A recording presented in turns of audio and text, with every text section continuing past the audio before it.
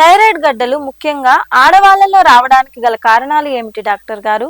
Thyroid గడ్డలు ముఖ్యంగా ఆడవాళ్ళలో రావడానికి కారణం ఆడవాళ్ళలో ఉన్న ముఖ్యంగా డిఫరెంట్ ఫేసెస్లో డిఫరెంట్ హార్మోనల్ ఫ్లక్చుయేషన్స్ వల్ల థైరాయిడ్ గడ్డలు ఆడవాళ్ళలో కామన్గా వస్తాయి. మగవాళ్ళలో రాకూడదని ఏం లేదు, కానీ మగవాళ్ళలో వచ్చినప్పుడు మాత్రం ఖచ్చితంగా మగవాళ్ళకి రిస్క్ ఎక్కువ ఉంటుంది. తొందరగా ఎవాల్యుయేట్ చేయించుకోవాలి. అసలు థైరాయిడ్ గడ్డలు ఎందుకు వస్తాయి, దేనివల్ల వస్తాయని మనం ఆలోచిస్తే ముఖ్యంగా థైరాయిడ్ గడ్డలు రావడానికి కారణం ఒకటి రేడియేషన్.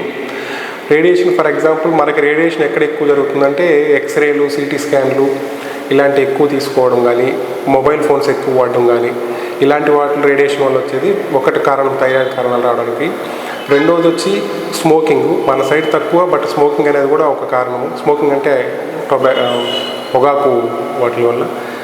రెండోది వచ్చి ఒబేసిటీ, స్థూలకాయము, మనిషి లావుగా ఉండడము, వీటి వల్ల ఇవి ముఖ్యమైన కారణాలు థైరాయిడ్ గడ్డలు రావడానికి.